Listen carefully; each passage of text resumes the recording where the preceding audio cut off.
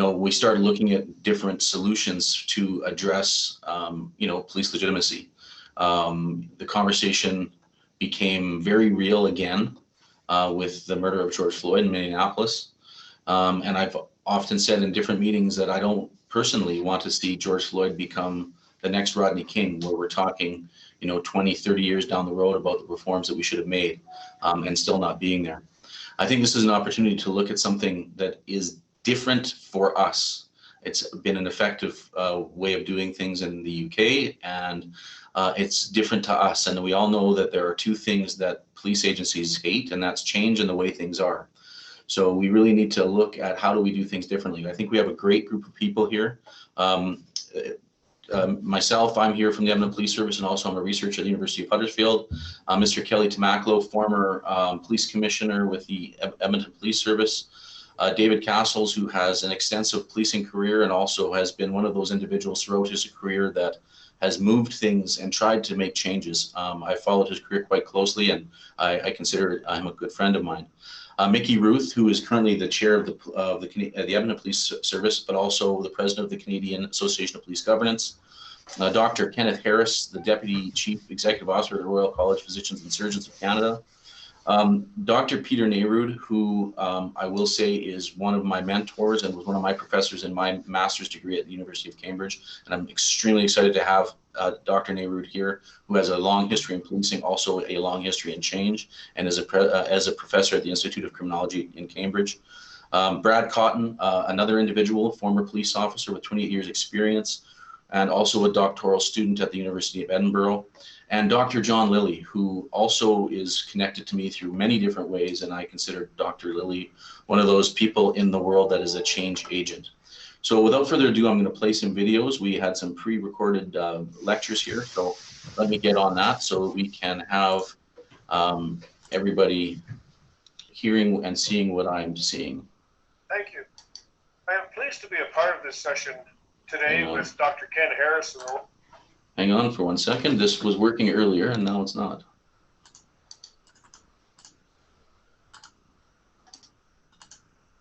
Okay, there we go.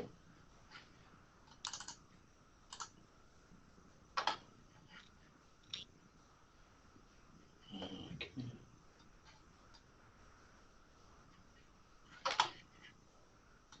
Royal College of Physicians and Surgeons. What are you seeing on your screen? I apologize. I have your screen share. Yeah, we can see, I can see myself. You just started it and then stopped again, Dan. Okay. Can you hear it? Just before I start, Yes. I'd like to express my personal appreciation. It's partial screen, Dan. For bringing us all together for this important session. Got your email now, Dan. During this session, I will describe the current state of training in Canada, and Dr. Harris will contrast with the medical model. As we all know, recently, the legitimacy of police action and the trust in police officers has suffered. For decades, public trust in the police was always very high, as it was with doctors and the medical profession. However, recent surveys in Canada have shown a gradual decline in the public confidence in the police. This is not the fault of the majority of police officers. Most are very committed to their work, and they're there when you need them. It is the lack of any coordinated effort by the federal and provincial governments and the passive interest in police leaders to elevate the police profession in Canada. So let's have a look at the current state of training in Canada. There have been numerous studies and reports, mostly funded by Public Safety Canada, recommending change. Unfortunately, there has been limited effort to act on any of these recommendations. These reports have identified the urgent need to standardize training practices, repeatedly recommended a national entity or college be created, the need to provide evidence-based course content, and, of course, the certification of all new operational police officers. These studies have shown that the basic training is traditional. It is militaristic, focused on rules, regulations, legislation, and procedures. It is inconsistent from province to province. and without standards. For example, the length of training for entry-level police constables in each province varies considerably. In British Columbia, it is 42 weeks. Ontario, 24. In the Atlantic provinces, 34 weeks. Saskatchewan, 20. Quebec, 15. The RCMP, 26. And in Alberta, the municipalities of Edmonton and Calgary are both 27 weeks. Police officers have a critical function to perform and have special powers of arrest, search, seizure, and the use of deadly force. Yet the current training curriculum and regime is inconsistent and no certification. If we compare the educational requirements for other disciplines, such as teachers, they require a 3-year post-secondary degree. Registered nurses, a 4-year degree. Hairdressers in Ontario require a 1-year college program with certification. Hairdressers in Alberta, a 2-year apprenticeship program just to qualify for the hairstylist exam. Most entry-level police training programs lack current and important subject matter, such as understanding racism, bias, diversity issues, understanding the impact of Indigenous colonization, dealing with marginalized groups, understanding and dealing with people suffering from mental issues.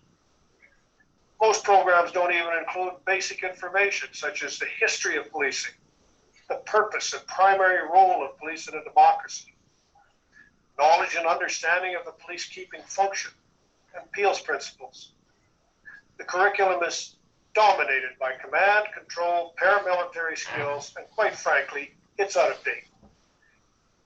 Relevant research over the last 2 decades, mostly funded by Public Safety Canada, such as a series of economic of policing studies, police sector council studies, the National Review of Constable Training, Policing Capacity in Canada by the Institute for Strategic International Studies, have all concluded that a national entity or a professional policing college is necessary to bring this standardization and certification for all new police officers. My associates and I also believe it is necessary to ensure the curriculum is in part community driven and that a national college is guided by a board representative of Canadian society and police practitioners. Fortunately, today there is interest in bringing change. Interest has been expressed and supported by the Canadian Police Association representing rank and file police officers, the Canadian Association of Police Governance, former government ministers, serving senators, several former police chiefs, the Alberta chapter of Black Lives Matter, 2 active working committees on the Canadian Association of Chiefs of Police, and several academics. We believe that a model similar to the Royal College of Physicians and Surgeons or the UK model of policing would begin to elevate the police occupation to a true profession. Thank you. I would now like to introduce and welcome Dr. Ken Harris. Ken is the Executive Director of Specialty Education and the Deputy CEO of the Royal College of Physicians and Surgeons. Dr. Harris? Thank you very much, David. And I need to tell you I am very honored to have been asked to give this presentation. I am a vascular surgeon by training who has taken on an administrative role. And what I'd like to spend some time today doing is presenting a possible framework upon which you might build as you consider establishing a police college. The framework may not be directly translatable, and it certainly is not perfect, but I think it's a great starting place. I think to do this, I'll just give a very brief overview of the training for medical practitioners in Canada. Medical school typically is 3 to 4 years, and the Royal College has no oversight over that. At the end of a medical school, you get a degree in medicine. medicine, but that does not enable you to practice medicine. You must pursue a residency in either family medicine or one of the specialties that's recognized, and that usually is of a duration of 5 to 6 years. Medicine remains a self-regulated profession in Canada, and it's something we very much like to preserve, and we do appreciate it.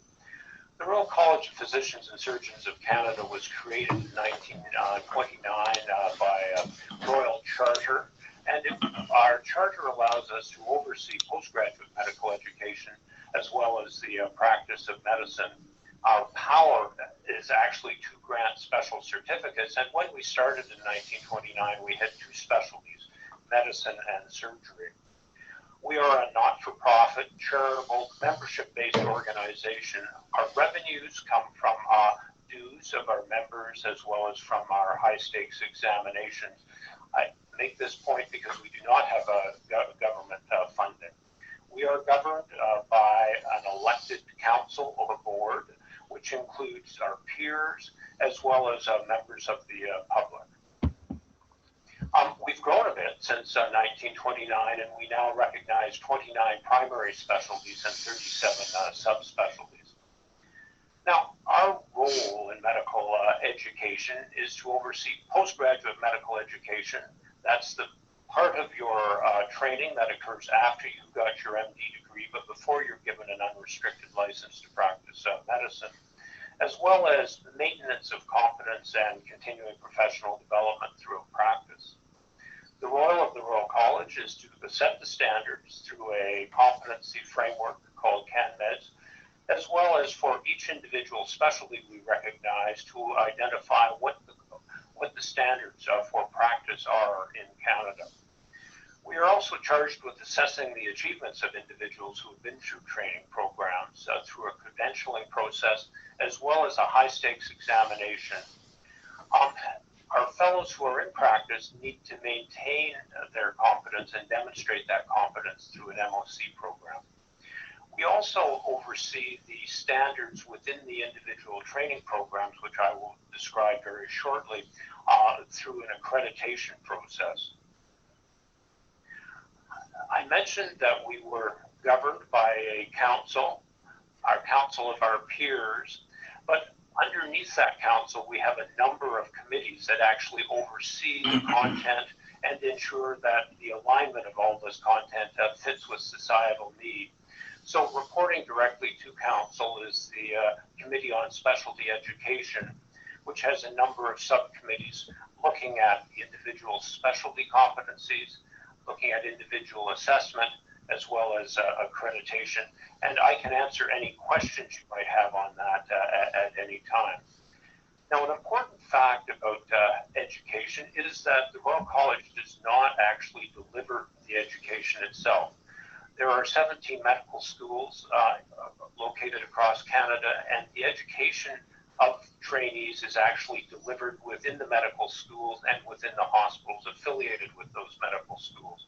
It is the college's business to set the standards while allowing sufficient flexibility that the context of individual universities and cities can be recognized.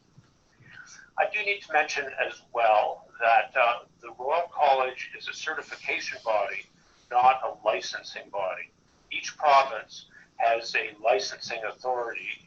Mine, for example, in the province of Ontario is called the College of Physicians and Surgeons of Ontario.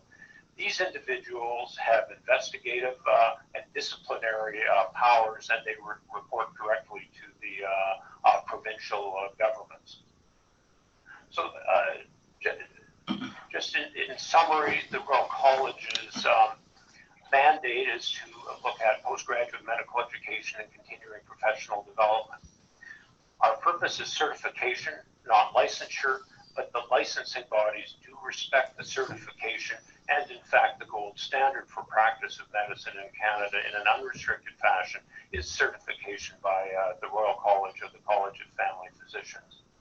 We operate by facilitating expert guideline and standard preparation by peers, by experts in the specialty, and we set national standards, but we don't teach. We are also an assessment body. And I'm going to take a few minutes just to walk through how we go about doing this to see if this will inform the ability to move forward. We start with a competency framework called the CanMEDS Framework, and that identifies that medical experts, medical specialists need not only to be medical experts, but need skills and accomplishment in communication, collaboration, leadership, advocacy, scholarship, and professionalism. As a physician, as a surgeon, I generally hone in on medical experts, but when we talk to the regulatory authorities, they tell us the major area where they get complaints is around poor communication and inadequate professional behaviors. So it's very important, we feel, to break these out and call them. We operate on a time-based system now. 5 years of residency and passing the exams is considered to be good training and demonstration of competence, but we are moving to a competency-based medical education system whereby we will expect our trainees to demonstrate competence and skills as they go through their training programs. So it is more focused on the outcome and not making the assumption that time itself is the only determinant of competence. Each specialty develops its own documents under a framework developed and described by the Royal College, and we actually facilitate that framework by bringing these experts together to develop these standards. They describe the knowledge that is required. In the case of surgeons, they'll describe the skills that are expected and the expectations of residents' performance throughout their training. We actually do post all of these documents on the Royal College website so that the public has access to them, as do the regulators who may wish to check and see what we do. Now, accreditation is a huge instrument for change. We actually go out and look at the universities and the teaching programs on a regular basis, and I'll speak to that in just a moment. But a committee of, again, peers, experts, medical experts, process experts, go and visit the universities and actually look at the postgraduate department, look at the education system, look at the university structures and the hospitals, but also visit each individual program within that university to see whether or not the training programs are meeting standards for accreditation, are actually documenting and providing feedback, are providing coaching, and making sure there's a safe learning environment and equitable access to this training.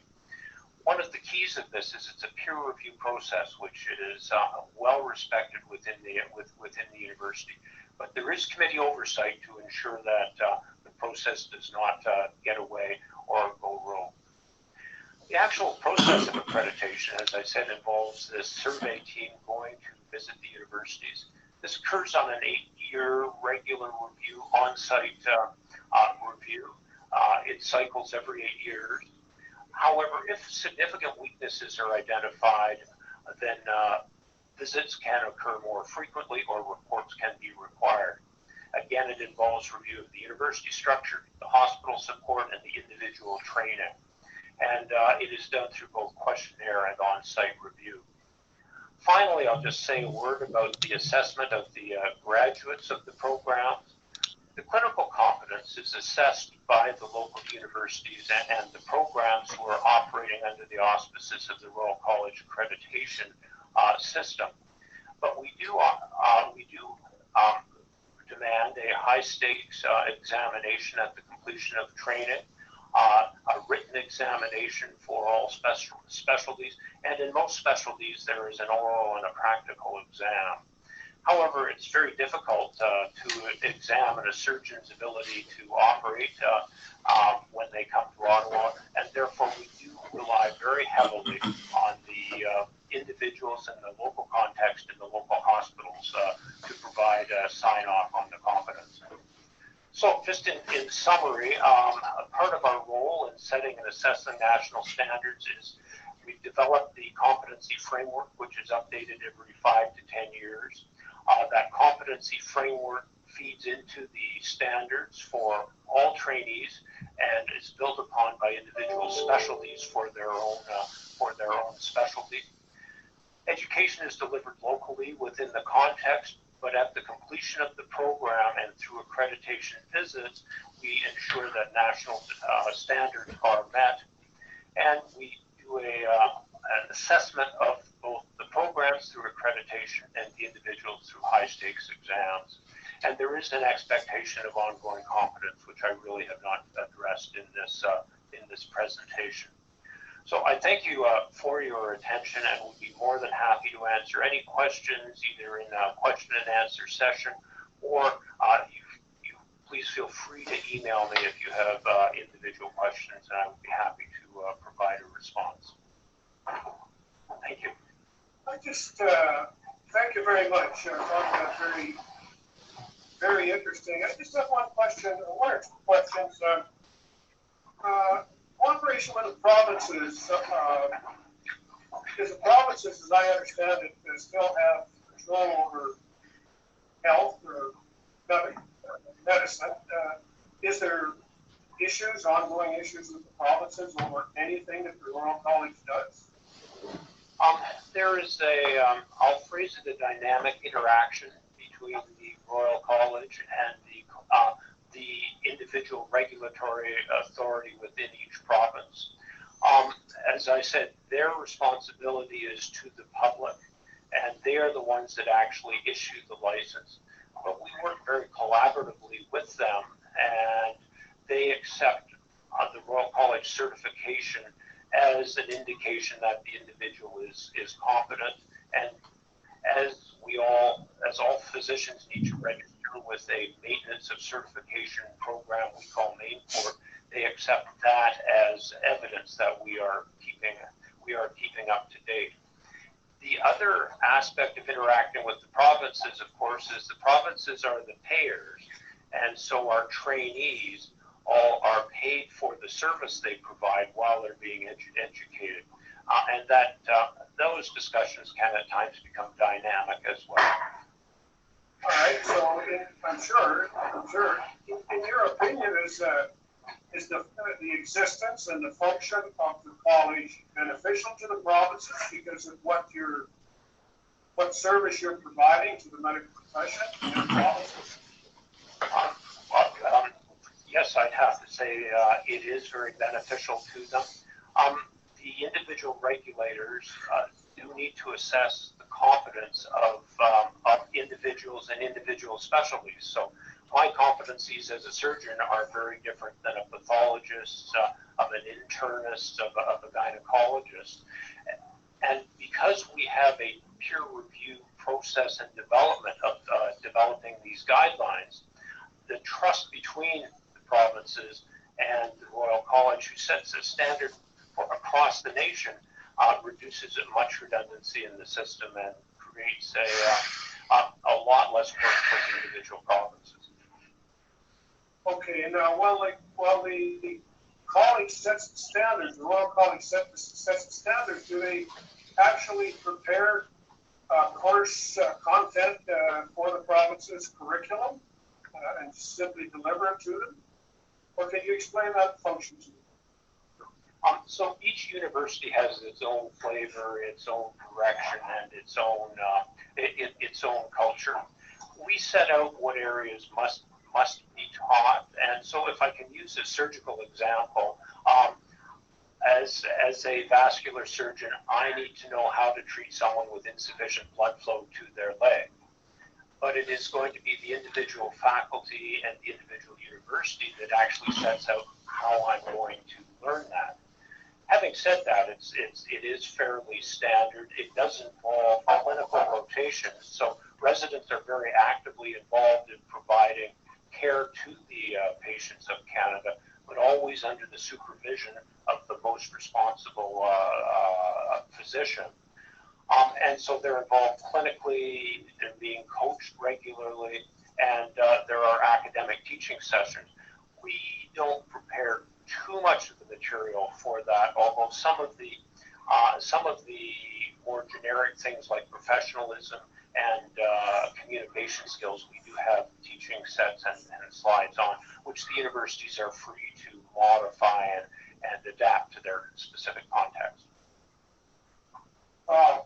Excellent. Thank you, Dr. Harris. I appreciate it very much. And I do believe that it's a model or a hybrid model that would work very well. And I thank you for explaining it to us in the contribution. I would be more than happy to go into further detail or help in any way I could. And I'm most honored to have been given this opportunity. Thank you. Good afternoon. My name is Brad Cotton. I am a doctoral student with the University of Edinburgh. I was a police officer in the province of Ontario for 28 years, having retired as a sergeant in 2018. I left policing to pursue my academic career. I got an MBA at the University of Edinburgh, followed shortly after by starting my PhD. I have an extensive background in both police training and in community policing and alternate policing practices. My discussion, or this portion of this presentation, is going to be on police education and professionalism and the literature and studies that underpin the need for police education and professionalism. We're going to start off by just talking for a few moments about what we mean by professionalism. There are many definitions that abound.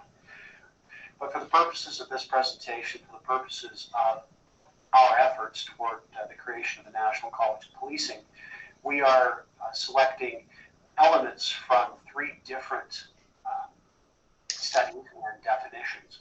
The first being that postulated by Hilton and Slotnick in 2005, which originates from early European universities and states that professionalism consists of three parts. It consists of monopoly status, and that means that there are laws prohibiting non-members from taking part in that profession or practicing. Number two, authority to decide both who enters the required training and how that training is organized, conducted, and evaluated. And lastly is participation with governmental agencies in monitoring the practice. Now moving on, Sloan from 1954 adds graduation from a duly accredited college and the passing of state, that being some form of governmental examination before entry into practice. Now, Knudsen and Thompson in 2017 argued that policing may act professionally in some circumstances, but that does not mean that they are professional service. Kennedy, 2015, goes on to state that policing doesn't educate practitioners to think critically or systematically. It does not support continuous evidence-based best practice, and it doesn't measure against an established set of performance metrics that are supported academically by researched evidence. Also, critical to professionalism is a connection to empirical evidence-based best practice. Now, Fleischman, Scala-Savic, Clark all say that this connection is absolutely critical. Now, from our purpose and from the purpose of those nationally established or international nationally established colleges, they've recognized that academia needs to be embedded and be able to provide the latest empirical evidence-based curriculums or evidence-based information for best practice and creation of policy and practice. To recap, number one, monopoly status which prohibits non-members from taking part in practice. Number two, the authority for a police college or governing body to decide who enters the required training, how the training is conducted, and how it's evaluated. Number three, participation with government agencies in monitoring. Number four, graduation from an accredited college and the passing of a state exam. And finally, embedded connection to academia and current research. Those are the five critical elements of professionalism and that we're going to be looking at and wanting to bring into policing practice here in Canada. There are a number of precedents. Many countries around the world have adopted professional programs and formal professional bodies to govern policing. There's four of them on the screen right now. The Netherlands, Finland, the United Kingdom, and Australia and New Zealand.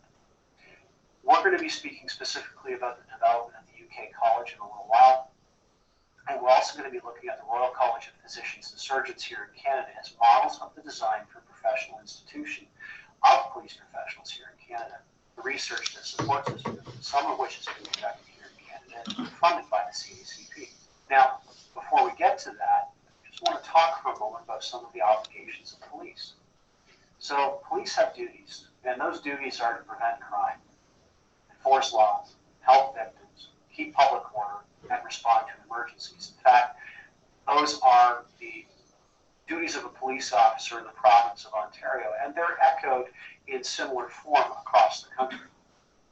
Now, those duties are discharged using a variety of means, including investigations, the suspension of rights of individuals, the arrest of individuals, the incarceration of individuals, the charging of individuals, and occasionally the use of force up to and including lethal force if the situation warrants. And nobody wants to get into those situations where force has to be used or potentially lethal force has to be used. But we want to underpin the fact here that there are some significant duties and obligations here that police have. And there's an obligation to be as professional and well educated as possible. There is no current standard for what is acceptable in policing for education in Canada.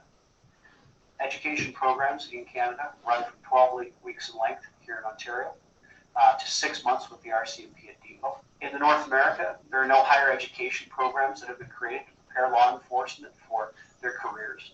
McClellan stated that in 2012. Entry into the police profession varies widely across Canada and the United States. There's a growing trend, however, for at least some post-secondary education, but it is not practiced nationwide. It is our opinion, and it's reflected in the literature, that education needs to be relevant to the field. General arts degrees and things of that nature may have some application, but they're not custom tailored to policing. And that is what is needed, is a custom education program made for policing to enable police professionals to get the level of education that they need. On the screen are a number of reports that have been compiled beginning in 1931 and ending in 2018. And there have been some that have been compiled even later than 2018, but for the purposes of today's talk, these are the ones that we're referring to. They all have something in common. That is, they all talk about recognize the value of further education in policing and higher education in policing. And it's contrary to this prevalent attitude that policing is somehow a lower moderate skilled job not requiring higher education or even standardized training. Now that attitude is changing quickly. And in this modern, complex, and highly diverse society, now more than ever, those charged with protecting society need proper education to adequately police it. We have global relations, we have global infrastructure, we have increasing diversity, we have the need for anti-racism, we have destruction of stereotyping and the removal of bias. We have increased interactions with those in mental crises. We have digitization and information services and technology and information crime and cyber crime. We have all these advanced risks. And all of these are conspiring to create a need for police professionals that are well educated and who can think innovatively, flexibly, creatively, and most importantly, be critical thinkers in their own right.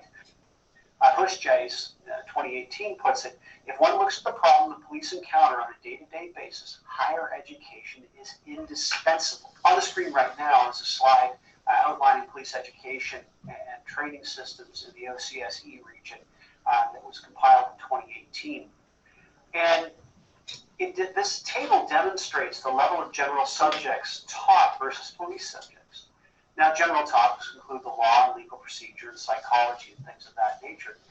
But the bulk of the time is made up with police-related subjects like firearms, defensive tactics, driving, accident reconstruction, police procedure, officer safety, and things of that nature.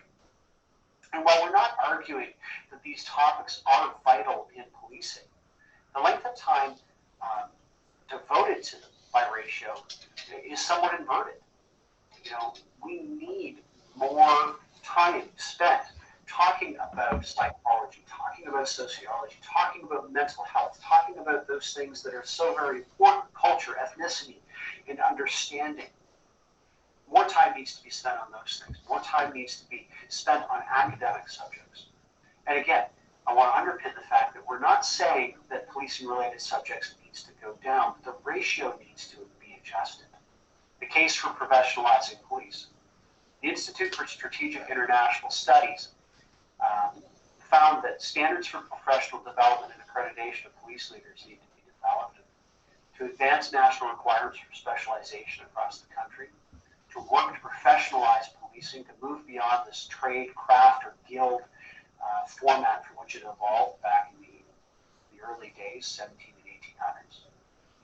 We have to have national integrated human resources, and we need to pursue formal partnerships for accountability and coalitions. There's a national review of new constable training programs in 2011. The Police Sector Council indicated that there was no standard from a few weeks to a few years. The most robust at the writing of that report in 2011 was Newfoundland's practice of requiring some university prerequisites and to take part in a 1-year, 3-semester program at the university in the Royal Newfoundland Constabulary. There's no agreement nationally as to the training length. There's no nationally agreed upon training content. There's no ongoing learning for what certifies an officer. Further, there's no accepted body of research related to skill perishability or the approach to training. The Council of Canadian Academies said that the current structure of Canadian police needs to change to adapt to the context in which police now work to better reflect the evolving knowledge base in policing. And this includes leveraging the support of other organizations that may be better able to frame a response. Increased professionalism is going to better prepare police to play an optimal role and increasing accountability and increasing evidence-based best practice.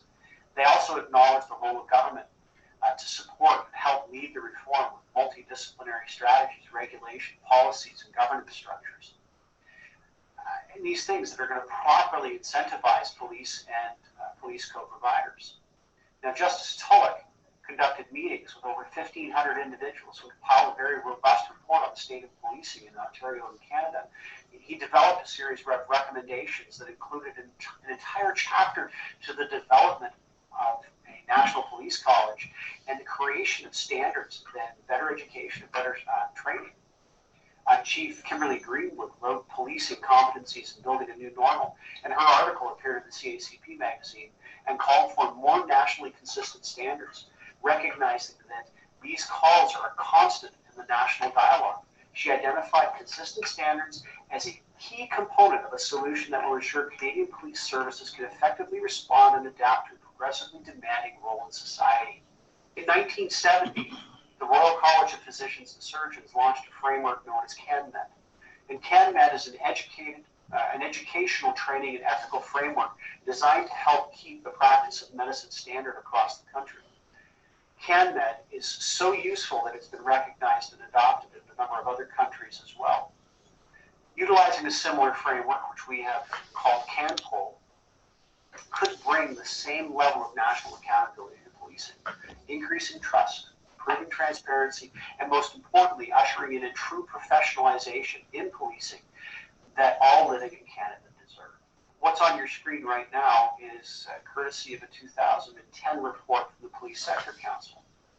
And it talks about policing excellence and sustainability and competency-based HR planning and management. And you notice that the second pillar from the left says training and development. This slide was taken directly from that particular report. And they identify the whys. And they identify the advancing low-pressure systems of changing demographics, changing demands and complexity, changing budgets and governance. And they look at it, an urgency to act. The bottom line is that policing is vulnerable. And they indicate that a committed, focused, integrated action by all policing is required immediately. This is what we're calling for, is an integrated action by all policing across Canada immediately to come together, form national standards for education, training, recruitment, ethics, governance, and management to make policing better for Canadians. In conclusion, from Wickersham in 31, who at that time identified that patrolmen had nothing more than elementary schooling. They're usually without cultural background and without an adequate sense of the qualification for the discharge of their duties. To the works of the Organization for Security Cooperation in Europe, OSC 2018, and HUSJ's 2018, who recognized the positive impacts of higher education for police and whose competency-based frameworks mirror the Police Sector Council framework, and our own developing CAN-12 model. Study after study has recognized the value that higher education brings to policing. And we maintain the creation of a National College of Policing to develop curriculum, training frameworks, licensing, ethics, and governance will elevate policing in Canada to legitimate professional standards. The presentation is about the professionalization model that I was responsible for encouraging the government to develop in England and Wales, and I'm going to talk it through effectively as a case study with potential for wider adoption. And just going to briefly touch on the historic development of training and leadership. Just a short piece at the front because you need to know where you've come from. I'll talk about the review of police training and leadership that I was asked to undertake by the government. It was the Cameron government with Theresa May as the Home Secretary back in 2010, 2011. And then what that means for the training of recruits, supervisors, specialists, and leaders, and some of the implications of that for policing. And it's probably in the UK terms, you can go back into the Victorian era if you want, but I think the most sensible starting point for a discussion about the development of training in England and Wales, and to some extent also Scotland and Northern Ireland, is the Desborough Committee in 1922, and take that forward to the Royal Commission on the Police in the 1960s. And the reason for starting with Desborough is that Desborough came immediately after a strike after the end of the First World War, a strike about pay and conditions, and a strike that was really about the status of the occupation of policing. The British police were not alone in that sense of having gone through a Victorian era not particularly well paid or and certainly from a frontline point of view not particularly highly regarded, with a cadre of senior officers usually opposed from the military and not often particularly capable, to be frank, and certainly not well endowed with policing skills. And what Desborough did was to not only focus on police pay, he also focused on conditions of service and the importance of having a national standard of recruitment and training, and standardising what had been an extraordinarily diverse set of examinations for sergeant and inspector, with putting a lot more emphasis beyond the pure legal side of it into developing the type of standards that related to the way in which the police went around their job. The Second World War also brought a National Police Staff College, and again, this is fairly familiar territory. There was a broad move towards professionalising the leadership of policing, not just in England and Wales, but more broadly around the world. The National Police Staff College, which started at a place called Ryton and then went to Bramshill, which is in the picture, was intended to provide national training for the senior officers across the UK, and in particular, after the Royal Commission in 1962, a focus on accelerated promotion, bringing people in with graduate qualifications, and then developing a program for senior leaders. The flaw in that model is that it was almost entirely focused on promotion. The only place that you could get that type of training support was at a college in which the entry point was being promoted to a rank, not a sense of a professional model in which the skills and competencies required to improve the role were central to the approach. And come the 2010, the National Police Staff College was sold. It's actually up for $10.5 million at the moment. And the Home Secretary, the then Home Secretary Theresa May, and I had a very difficult debate about the future importance of central training. In philosophical terms, she didn't believe in it. I said we'd be about the only place in the world where the most senior leadership of a national policing function did not have a central place to train, and I thought that was absolutely crucial for the standards of policing. But I went further and argued that we needed to have a modern 21st century approach to developing the professional skills and the professional model of policing. I won the argument thanks to the then Prime Minister David Cameron, who commissioned me to report to Parliament with a review of police leadership and training in 2010 to report in 2011. And that's the letter I wrote when I sent the report in.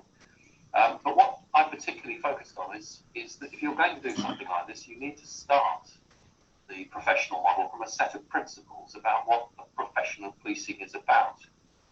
I started from the principles that fundamentally related to the police's role in sustaining the rule of law. So democratic accountability was fundamental. Secondly, that the police needed, in order to be able to achieve the things they needed to achieve, to be seen to be legitimate. That meant, in particular, they needed to understand, for example, things like procedural justice that would encourage the public to comply. It's simply impossible in a democratic country to enforce without consent, because the public simply won't do what they're asked to do. And escalating the force upwards is not a sign of a democratic country at all. Thirdly, then, the police needed to be evidence-based. They needed to use the evidence about their profession. In order to improve doing things, you don't just carry on doing the same thing time and again. That's a recipe for failure. You need to understand the outcomes and the outputs that you achieved and how you might improve that by doing something in a better way, or indeed doing less to achieve the same or indeed more. In UK terms, we needed to be nationally coherent, and that meant nationally coherent both within England and Wales, but also across the whole of the United Kingdom. And I went further, actually, and suggested we needed to be internationally coherent as well, because increasingly transnational policing is important. For example, it's inconceivable that you'd be effective in tackling terrorism and radicalisation if you weren't able to be internationally coherent. And last but not least, the professional model that I was seeking to develop needed to have people working for it who were capable, competent, and did things in a cost-effective way, because budgets are always going to be constrained. My proposed model was for a professional body for policing. The report I did included an analysis of comparative professional bodies in a range of other professions, not just medical but legal, in some of the semi-professionals, some of the new professions like accountancy, etc. And what became very apparent was the importance of the profession itself having a strong role in the direction of travel and a strong role in the development of standards. I felt that the president of that profession should be elected to the police service. It should have an executive board from across the police service with independent members. And in our terms, there was a big change going on in the governance of policing. I felt there should be a separation between the professional body, and the emerging police and crime commissioners who were responsible for the local governance of policing. I lost that one, I think, largely because one thing you can't do is keep politicians there for something like this. And I had a pretty vigorous debate with the Home Secretary about this. I don't think she necessarily bought the principles that I was trying to get across, but she did buy, as it says here, the key recommendations. And the point about one of the points about review is I didn't give her very many recommendations, but and those that I did give, I made damn sure were underpinned by strong evidence and were clearly articulated so that the Home Office could easily get them through and implement. I am attracted to establishing a police professional body, which is, frankly, from my point of view, good enough. And she set up in 2012 the College of Policing with three key roles. Firstly, to develop the knowledge, so developing the research infrastructure, building that into policing practice and standards through things like accredited practice, building an education model for individual members of the profession and educational requirements for both entry and throughout particular key points of the profession, and developing what they've called authorised professional practice and publishing it, because a key part of being a profession is transparency and being clear with the public that you serve exactly what the standards are and why they are the standards. So there's the College of Policing model, very much a modern professional body, a body that stood separate from the Home Office, but obviously to start off with was very much funded by the Home Office. My own aim was that it should be at least half funded by the membership, and so that hasn't fully come about. And it still remains one of the tensions, and it's one of the real challenges of this, is to create a body that is sufficiently independent, that it can make key independent judgments, whilst at the same time being sufficiently accountable. So, because in policing you absolutely have to be publicly accountable, sufficiently accountable that the public have confidence that it's not the producer making their own rules. One of the key strands was that it should be evidence-based, and it was evidence-based right from the start. So in undertaking the review of police leadership training, and by the way, you can find the documents they're all available on the web. We made sure that the review itself was underpinned by rapid evidence reviews, and then those were developed into systematic reviews of what works in police leadership, what works in police training. I have to say both of those are lamentably poorly supported by high quality research, and that one of the things that the body would seek to do would be to become a what works centre for all aspects of policing. That has happened, and in particular around what works in terms of reducing crime and disorder. And the third element of it was that it would develop a police qualification framework.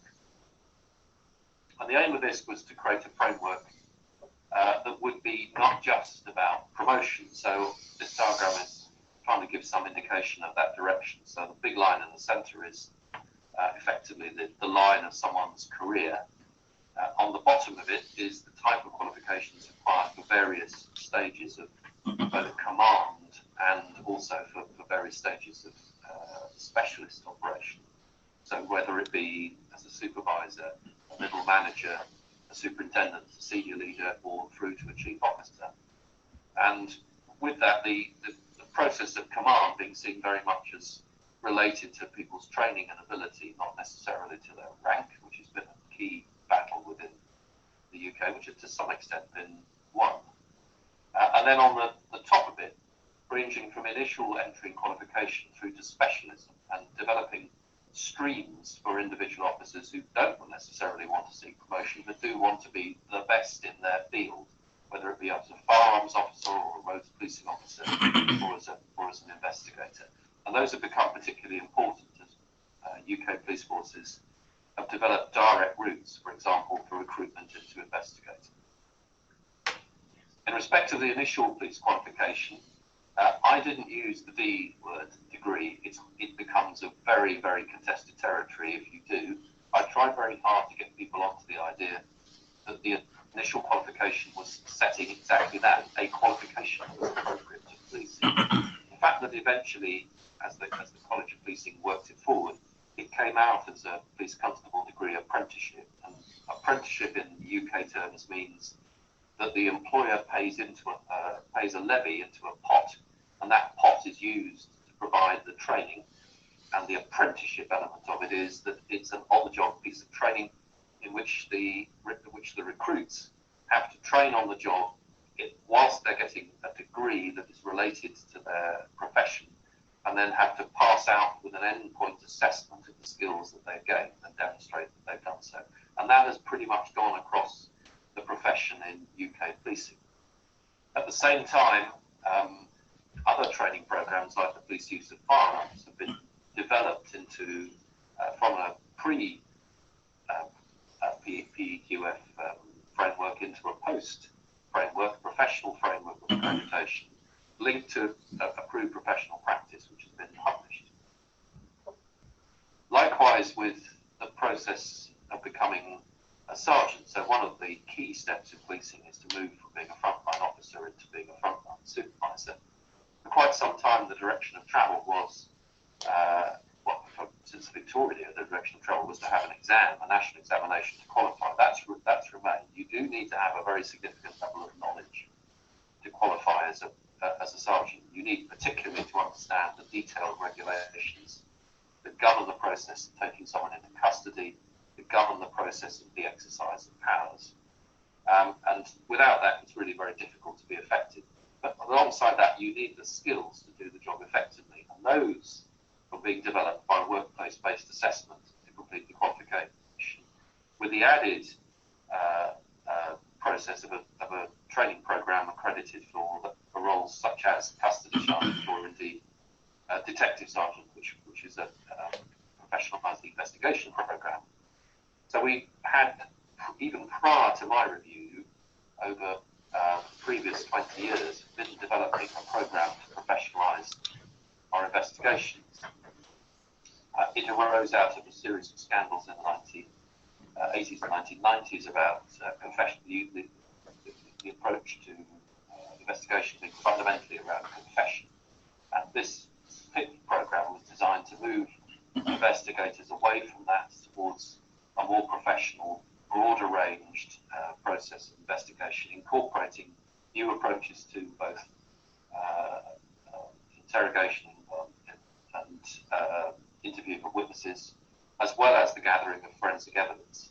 And to do so, building a process that went from initial police learning through to the most complex investigations, and at each stage requiring a distinct qualification.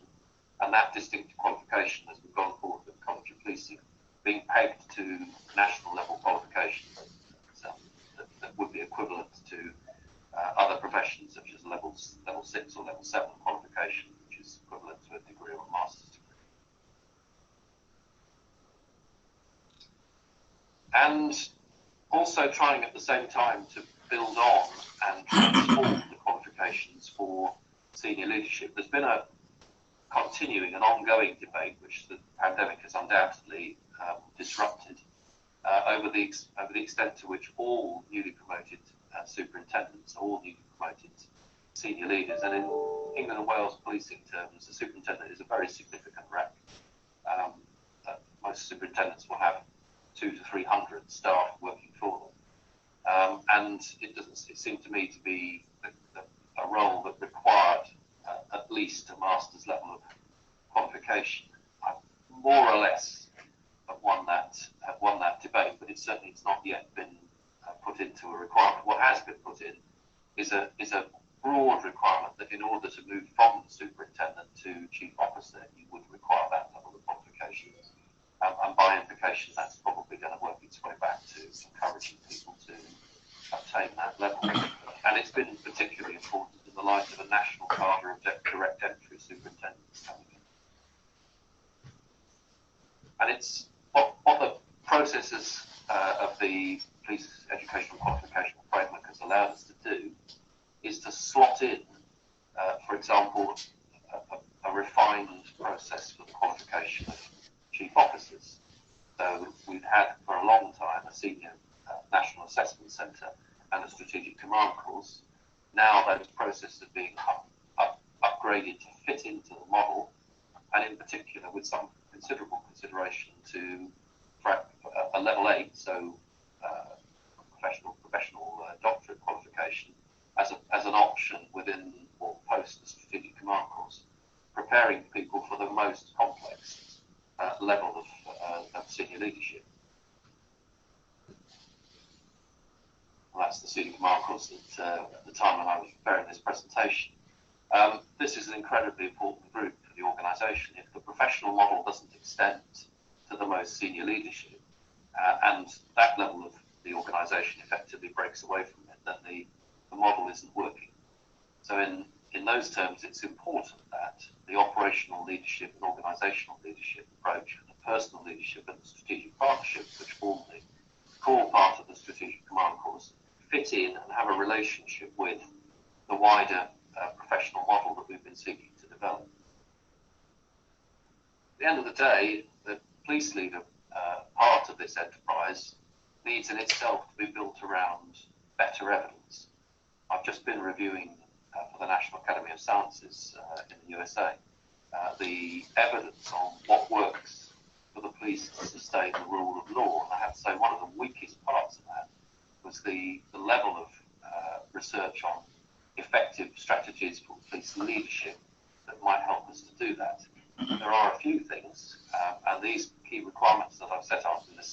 begin to develop those. So challenging practice with evidence, far too infrequently done.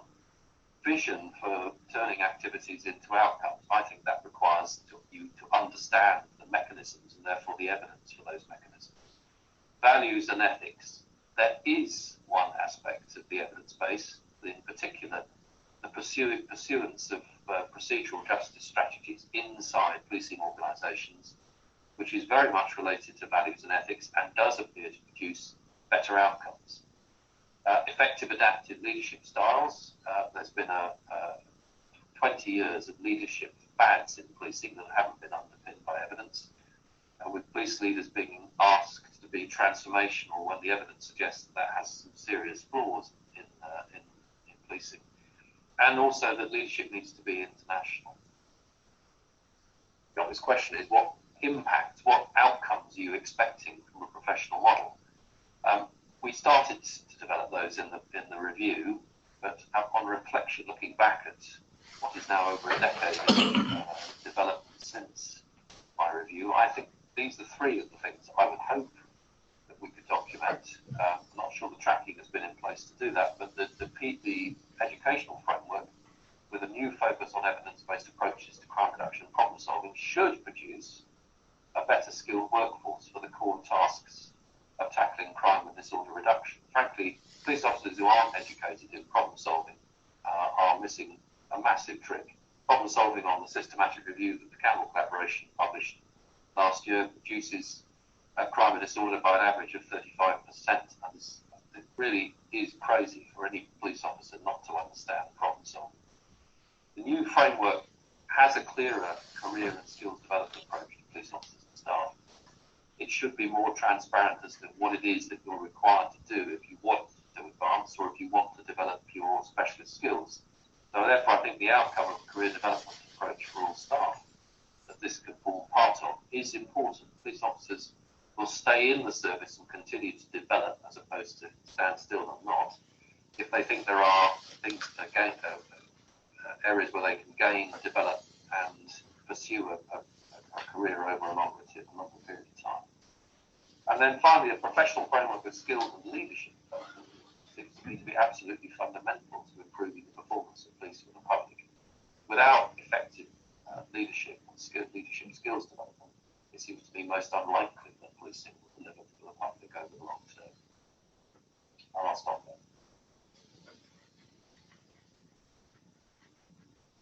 Hello, and I'm Nikki Ruth, and I'm representing the Canadian Association of Police Governance, CAPG.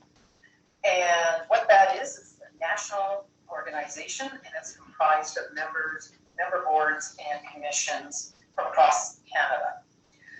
There are also a number of academics that are members of CAPG, and generally they are academics that are interested in the area of policing, and we draw on their expertise a lot.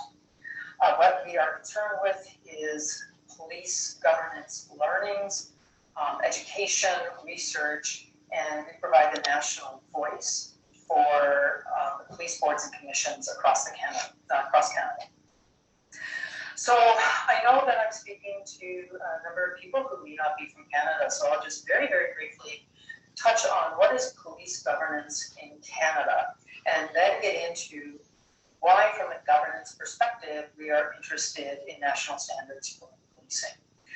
So each province has their own police act, so it does vary across the country in terms of what a border commission may get involved in and their level of involvement and responsibilities. But generally speaking, what they do centers around providing adequate and effective policing to their police service for the area or municipality that they represent. So specifically, that means that the police service, they make sure the police service meets all legal requirements, that there's compliance with provincial standards, and there's the appropriate level of efficiency when you're talking about your cost-benefit analysis, and timeliness. That would be timeliness in response. So they do that through a number of means. And one, they provide oversight. And the oversight is mostly centered on making sure that what the police are doing when they're carrying out their duties, that it is in a manner that is reflective of the community needs and values. So that is their own municipalities, community needs and values.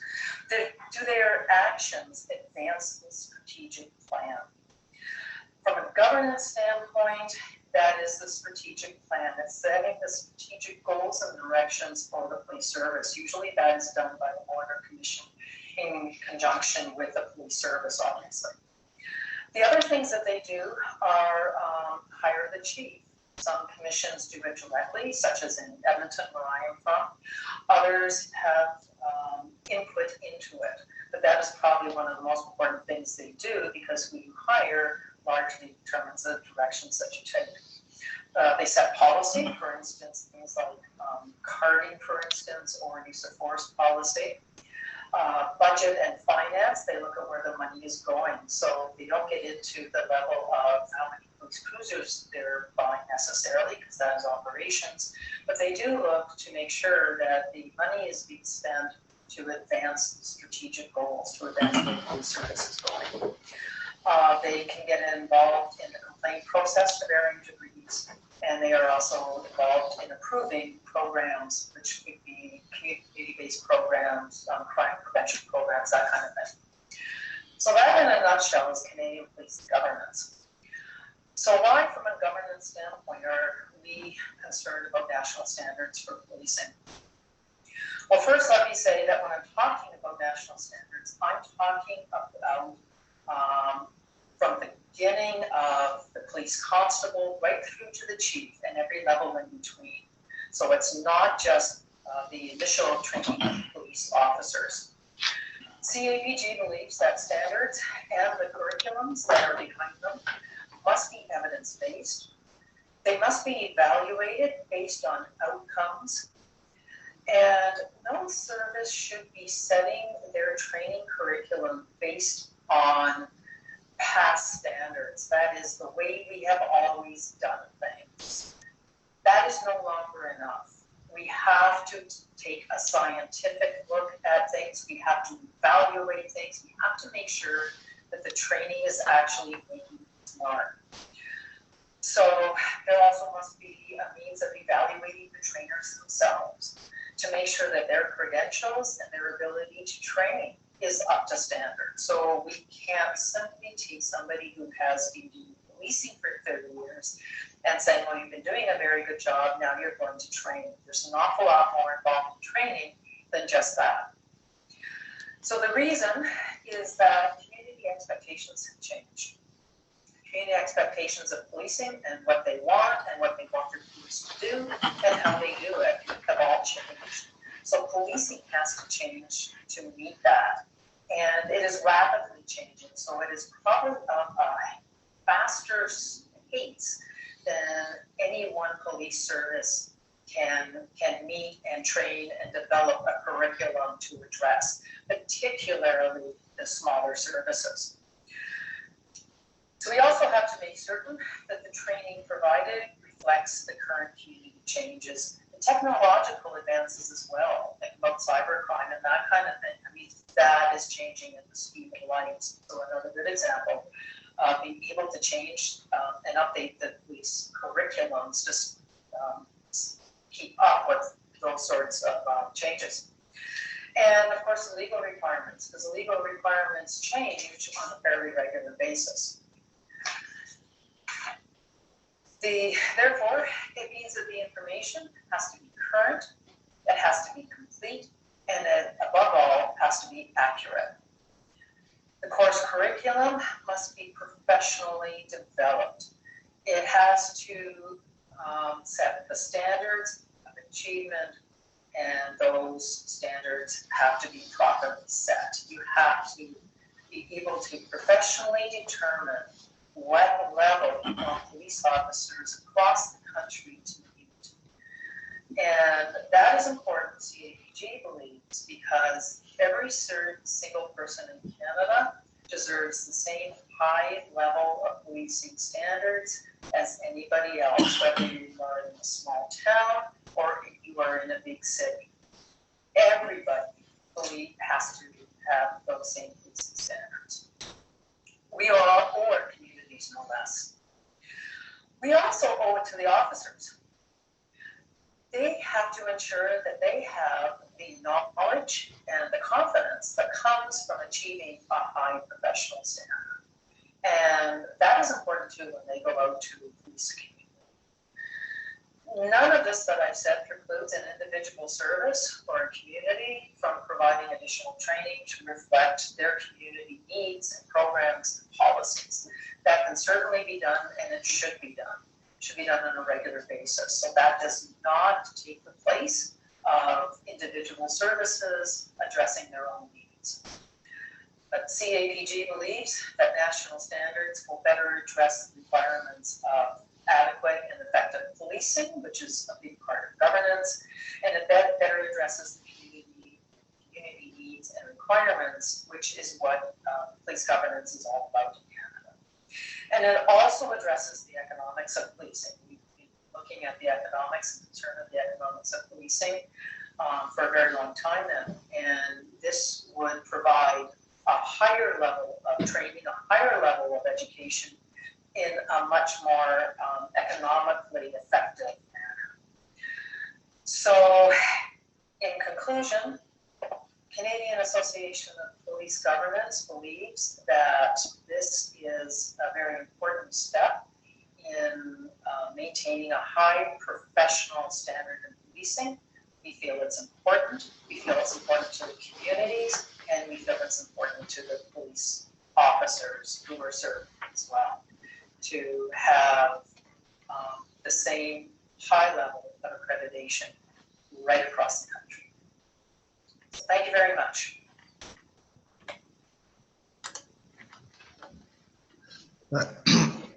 Thank you so much. This presentation, or the presentations, were very, very thought-provoking. And I guess we are very, very much sure that there's a path forward for the police to adopt a curriculum based on the presentations made from the Royal College of Physicians and Surgeons and the UK College. We have a path forward that will make and standardize policing into a professional occupation that will reduce the excesses of policing and enrich our communities. We thank our presenters, thank the co-moderator, as well as our coordinator. Now, we don't have too much time for questions, but I would like to, there's a question before us, and any one of you, I think Dave Cassels or Brad Cotton, or any one of you can take this question. How would local acceptance of a national initiative be secured from the services and the provinces? Well, Kelly, I can address that.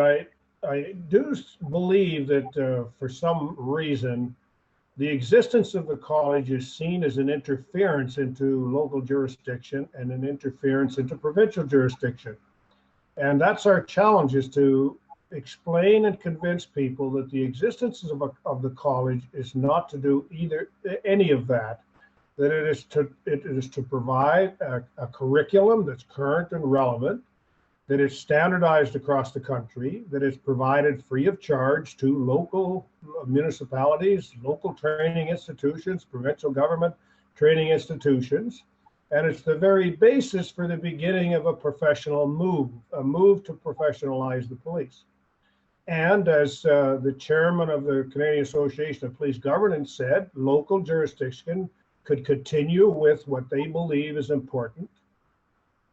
And that once the standards are accepted, then local jurisdictions, provincial governments can continue to control discipline. They still have control of their policing resources, and they can also then certify police officers according to the standards that are set. So what I vision, and I think others vision, is a hybrid model starting at the basic training of police officers, so that they are acquiring, learning, developing around a more professional model, and with the subjects and the content that's important today for Canadian society. because today a high percentage of that is missing from recruit training.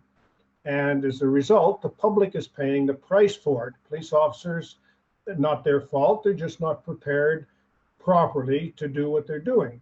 Many of them, as you know, thousands of police officers make good judgments every day, but there are mistakes made because they're simply not prepared in the world that we live in today. Now, I think I should let Brad, an operational police officer of many years, make comment with respect to his vision of why there's resistance and what the benefits would be to have a college that's really there to help police organizations, not to be an interference. Brad? I think you make some really good points, Dave. As for the reasons for the reluctance of policing organizations to come on board, I think that you hit the nail on the head as far as they see the college as an infringement on their rights and their ability to kind of govern their own way in each of the individual provinces. I think that it needs to be seen, however, I think that there needs to be a shift in view, and they need to start looking at it rather than a hindrance as a significant upgrade to present systems. All of the literature that I talked about today and that has been talked about by others all point to the fact that there is a general recognition that this is needed.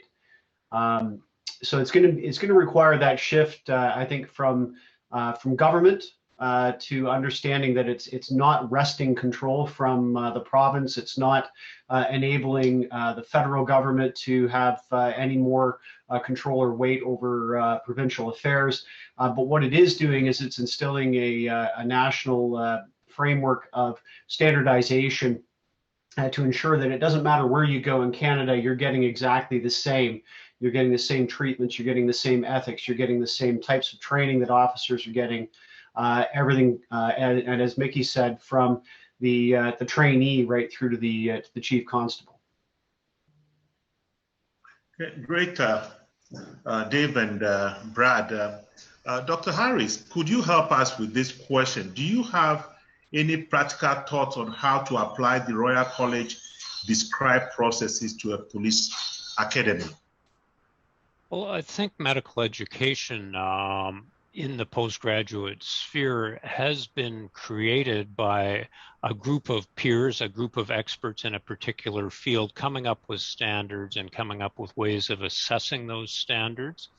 And so the acceptance of that by the medical profession, I think, may help us see a way forward in developing a college for policing. I don't think anyone wakes up in the morning and wants to do harm to anybody, but I think we owe it to those who are on the street, those who are in the operating rooms, in the medical clinics, to provide them with the appropriate education so that they can do their very best work.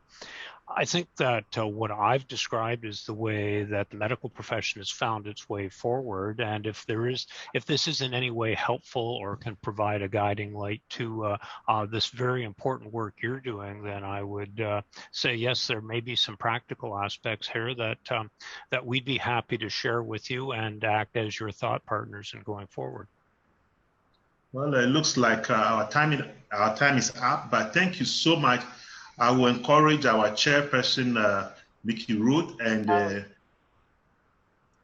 hello. Sorry, I just wanted to jump in, Kelly. We did just get word, and I was just talking with John. We're able to run over just a few minutes. So if you wanted to have time to one more question. Another question. Okay, great. Okay, Mickey, this question is to you. How can you convince all your colleagues up there to take on this challenge and to make the work in terms of moving forward with the professionalization and standardization of policing across Canada easier for the coalition for the Canadian police reform? Well, as you know, a number of years ago, we already approved a resolution that went to the AGM where the Canadian Association of Police Governance did agree with pursuing this because we absolutely think that it is necessary for police services right across Canada. This, quite frankly, should no longer be in the debate stage. This should be in the action stage. And so we're going to be doing everything that we can when we're speaking to our provincial and federal counterparts and connections to see how we can move this forward.